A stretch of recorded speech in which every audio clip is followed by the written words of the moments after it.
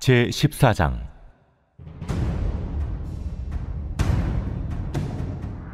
여호와의 날이 이르리라.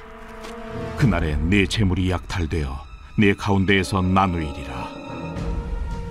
내가 이방 나라들을 모아 예루살렘과 싸우게 하리니 성읍이 함락되며 가옥이 약탈되며 부녀가 욕을 당하며 성읍 백성이 절반이나 사로잡혀 가려니와 남은 백성은 성읍에서 끊어지지 아니하리라.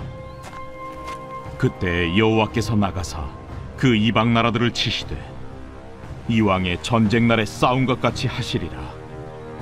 그날에 그의 발이 예루살렘 앞 곧 동쪽 감람산에 서실 것이요 감람산은 그 한가운데가 동서로 갈라져 매우 큰 골짜기가 되어서 산 절반은 북으로 절반은 남으로 옮기고 그 산 골짜기는 아셀까지 이를지라.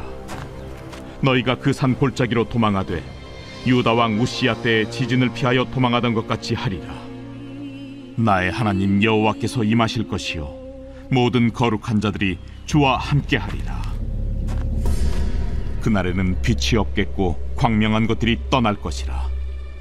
여호와께서 하시는 한 날이 있으리니 낮도 아니요 밤도 아니라 어두워갈 때에 빛이 있으리로다. 그날에 생수가 예루살렘에서 솟아나서 절반은 동해로 절반은 서해로 흐를 것이라. 여름에도 겨울에도 그러하리라. 여호와께서 천하의 왕이 되시리니 그날에는 여호와께서 홀로 한 분이실 것이요 그의 이름이 홀로 하나이실 것이라. 온 땅이 아라바같이 되되 게바에서 예루살렘 남쪽 림몬까지 이를 것이며 예루살렘이 높이 들려 그 본처에 있으리니 베냐민 문에서부터 천문짜리와 성모퉁이 문까지 또 하나넬 망대에서부터 왕의 포도주 짜는 곳까지라.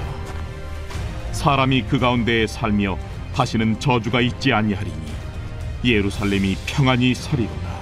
하루하루 하나님과 가까워지심으로 하나님의 따뜻한 사랑을 느끼는 하루가 되시기를 소망합니다. 이제 오늘과 내일로 이 스가랴가 마무리됩니다. 이 오늘 내일 보는 이 스가랴 14장은 스가랴의 이 전체적인 내용의 결론을 짓고 있습니다. 즉 포로에서 귀환한 이스라엘 백성들이 이 성전 건축을 독려하고 또 성전이 지어진 다음에도 이 예언이 성취되지 않자 불안한 이들에게 다시금 예언을 통해 오직 한 분이 여호와 하나님께서 왕이 되실 것이라는 말로 다시금 희망을 주고 있습니다. 그러면서 궁극적으로 여호와의 날이 임하게 되며 이 여호와의 날에 우리는 완전한 구원을 성취될 것을 이야기하고 있습니다. 본문 1절을 보시면 이 여호와의 날이 등장하고 있는데 여호와의 날은 이 8절을 보게 되면 여호와께서 천하의 왕이 되시리니와 같이 하나님께서 이 땅에 임재하시며 하나님이 진정한 왕으로 선포되는 날입니다. 하나님은 우리를 창조하셨으며 또 모든 피조물 위에 이 창조주로 계시는 분이시기에 왕이 아니신 적이 없습니다. 그러나 이를 깨닫지 못한 많은 사람들이 이 하나님을 왕으로 인정하지 않고 그러므로 이제 하나님께서 왕으로 모든 사람들에게 드러나는 날이 바로 여호와의 날입니다. 구약에서 이 여호와의 날은 두 가지로 나옵니다. 우리가 가장 잘 알고 있는 것은 The Day of the Lord로 앞에 정관사 더가 붙어서 여호와의 그날입니다. 이 날은 예수님께서 다시 이 땅에 재림하시는 날로서 예수님을 믿지 않는 사람들에게는 심판의 날이며 예수님을 믿는 사람들에게는 구원의 날입니다. 하지만 오늘 본문에서 등장하는 이 여호와의 날은 A Day of the Lord로서 해석하면 여호와께서 아시는 한 날로 의미가 됩니다. 즉 심판의 날이나 이 재림을 의미하는 것이 아니라 하나님께서 이 이스라엘 백성들을 위해서 계획하시는 이스라엘 백성뿐만 아니라 우리 모든 사람을 위해서 계획하시는 어떤 한 날을 의미하고 있는 것입니다. 스가랴는 이 12장, 13장에서도 계속해서 이 그날에는과 같이 하나님께서 말씀하시고 있는 그리고 계획하신 어떤 날에 대해서 이야기를 하고 있는데, 그날은 바로 예수 그리스도께서 이 땅에 오시는 날, 예수 그리스도의 초림으로 말미암아 신약 시대, 이 메시아 시대가 이루어지게 됨을 의미하는 날입니다. 계속해서 스가랴는 1장부터 8장까지의 이 예언이 이루어지지 않고 있음에 이 회의를 느끼고 있는 이 이스라엘 백성에게 그날이 임하게 되는데, 그날은 바로 예수님께서 오시게 되는 날을 계속해서 선포함으로 이들에게 다시금 새롭게 힘을 낼 수 있는 이 소망의 메시지를 선포하고 있는 것입니다. 우리가 인생을 살다 보면 기다려지는 날이 있습니다. 어린아이들은 생일을 기다리는데 이 생일이 어떤 의미가 있습니까? 바로 선물을 받을 수 있는 날입니다. 저도 아이들을 키울 때 아이들이 생일을 기다리면서 이 생일에 어떤 선물을 받을지를 저에게 이야기하고, 또 그 아이들에게 선물을 준비해서 줬을 때 아이들이 기뻐하는 모습을 보게 됩니다. 더 나아가서 우리 직장인들은 이 월급날을 기다립니다. 이 한 달 동안 내가 수고하고 애쓴 것에 대가를 받고, 그날은 친구들을 만나거나 아니면 자기를 위한 소비를 하면서 내가 이것 때문에 돈을 번다고 생각하기도 합니다.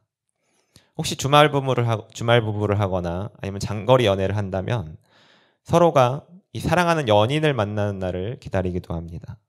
연인과 함께 이 데이트 계획을 짜기도 하고, 또 서로에게 하고 싶었던 말을 하고 함께 시간을 보내는 순간을 기다립니다. 그럼 이스라엘 백성들도 고대하며 기다리는 날이 있는데, 바로 여호와께서 천하의 왕이 되시는 날을 기다립니다. 이들은 계속해서 이 주변 국가들의 공격을 받았고 나라가 황폐화되었습니다. 그리고 포로로 끌려가 이 타향살이를 하고 나서 다시 돌아왔지만 이 현실은 변한 것이 없습니다. 여전히 주변 강대국들에 둘러싸여 있고 이들이 언제 침공에 들어올지 모르는 이 조마조마한 상황이며 삶의 질은 여전히 나아지지 않았습니다. 성전은 재건되었지만 다른 모든 상황들은 더 나아진 것이 아무것도 없는 상황이 바로 지금의 상황입니다. 이때 스가랴의 메시지는 여호와의 날이 이르겠다고 말합니다. 이 날은 모든 것이 회복되는 날이며 하나님께서 나를 대신해서 이방 나라들을 쳐서 무너뜨리는 날입니다. 하지만 이 날이 이르기 전에 하나님께서는 내 재물이 약탈되어 나누어지는, 그리고 예루살렘이 함락되고 가옥이 약탈되고 부녀가 욕을 당하고 성읍 백성이 절반이나 사로잡혀 가는 일이 있게 됩니다. 이는 스가랴 13장 9절을 보시면 내가 그 3분의 1을 불 가운데 던져 은같이 연단하며 금같이 시험할 것이라. 이와 같이 나오고 있는데 이처럼 시험의 순간, 고난의 순간이 찾아온다고 합니다. 우리에게 예수님을 만나기 전에 이 세상에서 고난의 순간이 찾아올 때가 있습니다. 이처럼 고난의 순간에 우리는 내가 해결할 수 없는 고난 앞에 좌절하고 나의 능력의 한계를 경험합니다. 그러므로 내가 이 세상 가운데 있게 한 존재인 이 하나님을 인식하게 되고 또 하나님을 바라볼 수가 있게 됩니다. 하지만 생각해보면 내가 세상에서 이와 같은 고난이 없었고 승승장구하는 인생을 살았다면 내가 과연 하나님을 만나게 되고 또 나의 죄를 해결하기 위해서 예수님을 붙잡았을지는 생각해 볼 문제입니다. 내가 공부를 잘해서 좋은 대학을 가고 또 엘리트 코스를 밟아서 유학도 다녀오고 세상에서 인정받는 직업을 가지고 남부럽지 않은 삶을 살거나 아니면 혹은 금수저라 아버지가 건물 몇 개를 물려주고 아무 걱정 없이 살았다면 우리가 과연 하나님의 존재를 인식하고 예수님을 소망할 수 있었겠습니까? 하나님께서 저와 여러분에게 주셨던 고난은 하나님을 바라볼 수 있게 하시는 하나님의 사랑의 표현이며 나를 구원하고자 하는 하나님의 이 섭리 속에 있는 사건입니다. 이제 우리 주님께서 이 땅 가운데 오시는 날에 대한 이야기가 본문 4절부터 8절에 나옵니다. 감람산은 예수님께서 십자가를 지시기 전 기도하시던 이 겟세마네 동산이 있던 곳입니다. 그리고 예수님을 거부한 예루살렘 성이 장차 하나님의 심판을 받아 멸망당할 것을 예수님께서 예언하신 공간이기도 합니다.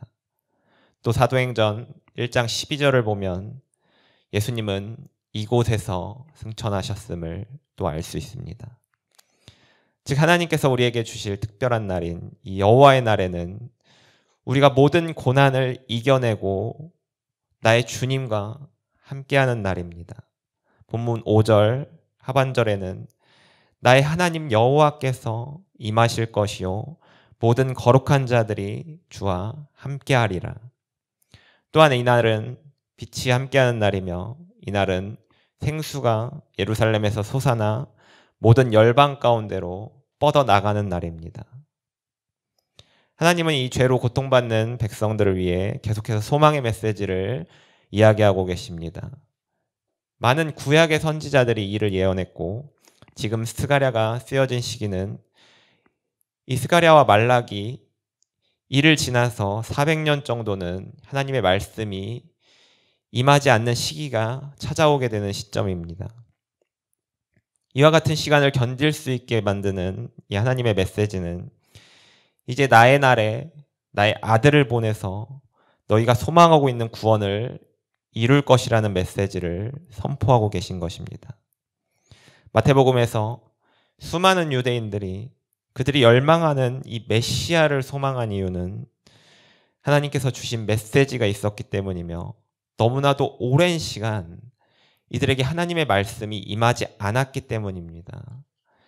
긴 시간 동안 이들은 하나님께서 자신들을 위해 싸우시는 때를 기다렸고 이 생수가 예루살렘에서 솟아나기를 소망했습니다. 하지만 이들이 메시아를 대망했던 이유는 자신들이 원하는 대로 다윗 왕과 같이 강대한 왕국을 하나님께서 만드실 것이라는 생각 때문이었습니다. 이로 인해 메시아가 오면 로마를 멸망시키고 이방 나라들을 하나님께서 치시는 날이 이 말이라는 생각이었습니다. 하지만 하나님의 생각은 이와는 달랐습니다. 하나님은 그분의 아들 예수님을 이 땅에 보내시면서 강한 힘과 능력으로 하나님의 나라를 세워가지 않으셨습니다. 이 무력하게 십자가에 피 흘려 죽으심으로 우리에 대한 희생과 헌신을 보여주셨고 이를 믿고 나아가는 사람들을 바로 교회로 부르셨습니다. 하나님은 하나님의 나라를 이 교회를 통하여 이뤄 가십니다.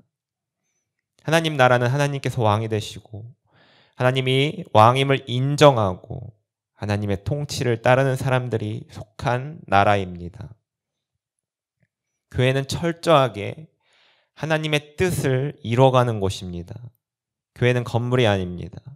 교회는 공동체이며 예수님을 주님으로 믿으며 나아가는 사람들이 함께하는 모임입니다. 교회는 세상과 구분된 곳입니다. 교회가 세상과 달라질 것이 전혀 없을 때, 교회가 타락할 때 하나님은 이를 두고 보지 않으십니다. 교회 안에 있는 모임이 달라야 하는 이유가 이 때문입니다.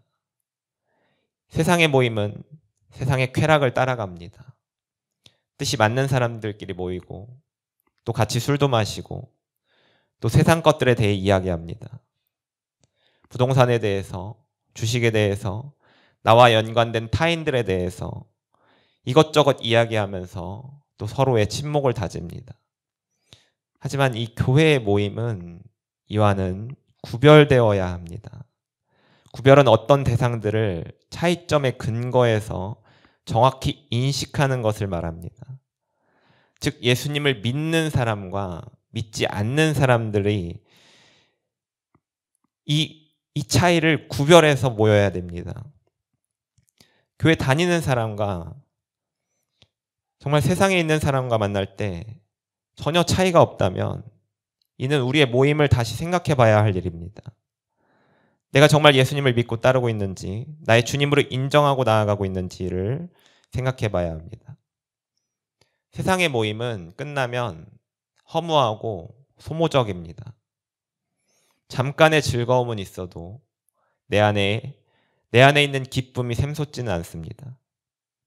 하지만 우리 공동체에서의 만남은 하나님의 말씀을 통해 내 안에 있는 영이 새롭게 살아나게 됩니다. 내 안에 있는 영은 오직 예수님을 만났을 때 회복이 이루어지게 됩니다. 본문 8절을 보면 그날의 생수가 예루살렘에서 솟아나서라고 나옵니다. 뒤이어서 동서로 흐르고 또 그리고 여름과 겨울에도 흐릅니다.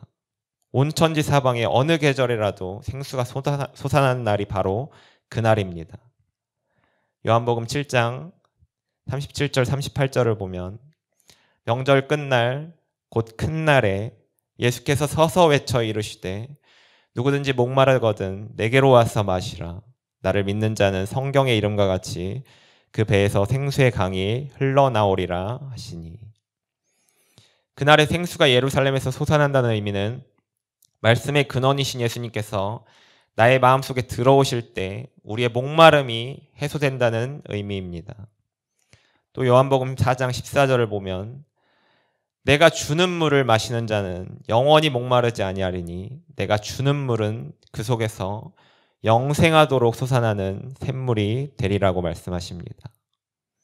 즉 교회 안에 있는 이 공동체 모임 가운데 서로가 만난 주님을 나누면서 주님의 생수가 나에게 어떻게 흘러나갔는지를 또 어떻게 성취하셨는지 또 어떤 역사를 이루셨는지를 나누면서 하나님의 형상을 이뤄나가는 것입니다. 교회를 함께하는 공동체라고 부르는 이유는 내가 주님을 믿고 하나님과의 관계가 회복된 뒤에 하나님께서 나에게 어떤 일을 이뤄 가시는지를 함께 나눔으로써 하나님의 형상을 함께 회복하기 때문입니다. 주님을 만나고 이 자리에 함께함으로 생명의 물을 마시고 있는 우리의 위치는 바로 하나님의 자녀입니다. 본문 14장 9절을 보면 여호와께서 천하의 왕이 되시리니 저와 여러분은 왕의 자녀입니다. 단순한 한 나라의 왕이 아닙니다. 하나님은 천하의 왕이시며 가장 높으신 분입니다. 그분께서 저와 여러분을 자녀 삼아 주셨습니다. 오늘 하루도 이를 믿으며 세상 앞에 당당하게 나아가시기를 축복합니다. 기도하겠습니다. 하나님께서 선포하신 여호와의 날이 나의 마음속에 임했음을 믿습니다. 아직 이 사실을 믿지 못하는 사람들에게 그들을 불쌍히 여기는 마음을 허락해 주시고 이 복음을 전달하는 자가 되게 하여 주시옵소서. 예수님 이름으로 기도합니다. 아멘.